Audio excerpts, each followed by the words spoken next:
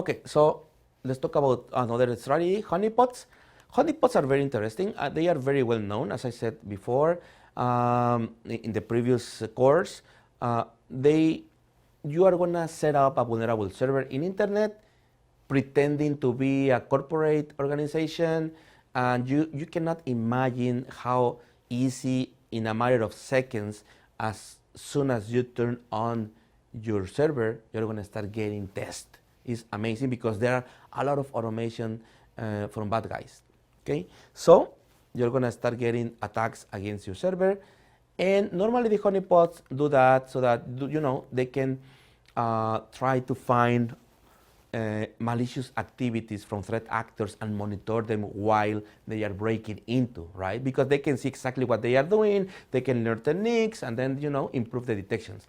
But it's not only the threat actor. In those places can also be malware. So that's the reason we can use honeypots, because honeypots can be used, as I said, to understand what the real hacker is trying to do. But we can use that also to automate it, because there are malware searching in the internet automatically and in trying to infect the system. We can grab samples by doing that specific technique. Okay, we can also say, you know what, the honeypot is gonna be just for automated, so as soon as we detect a shell access, we just deny it. So, because we just wanna focus on the payload being dropped in order to grab more samples. Okay, another technique is OSINT, open source intelligence, which is really good.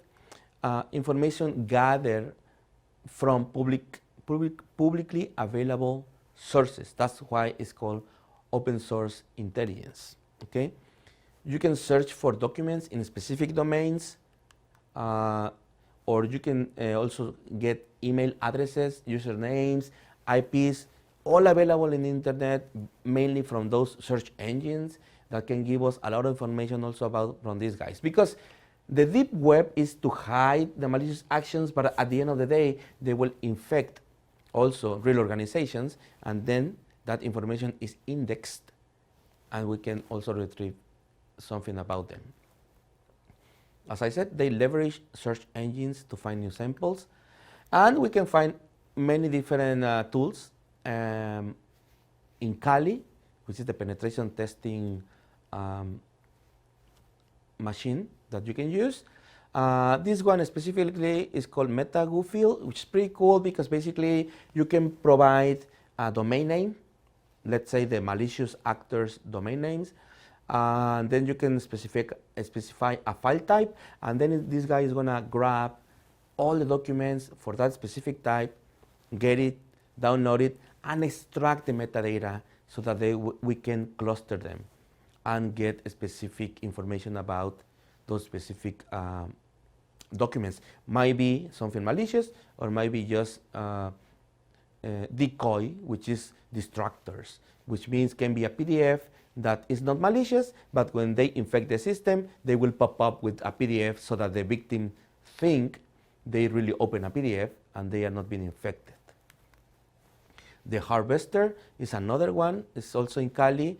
It will also search. It will use those search engines, Google, Yahoo, Bing, and they will grab all the email addresses, IPs, domain associated with a specific domain name that you provided. It's pretty cool, so that you can grab more and more information for hunting purposes.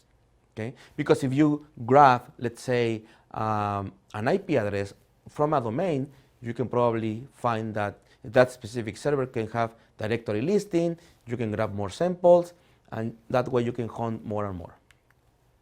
Maltego is the well-known open source intelligence. I mean, it is licensed, but they have really cool, what they call transformations, which basically they will do some scans in internet, and they will map all the information in a really cool visual GraphDB liked view. As you can see here, you can have like a domain name at the top. That domain name reflects into specific IP addresses. Those IP addresses can lead you to other websites, or to even a specific file or binary. And that whole picture is what we need in order to start connecting the dots and trying to gather more and more samples from internet, right? Like in this case. So as a summary, so hunting is the first and very important step towards threat intelligence effort. Without samples to analyze, the party cannot start it, right? I mean, if we don't have samples to analyze, if we are just hunting old malware, if we are just focusing on things that are already known, our hunting strategy is wrong, and therefore we are not going to be able to find the next Stuxnet or the next Dooku or the next advanced persistent threat. Okay? See you in the next course. Thank you.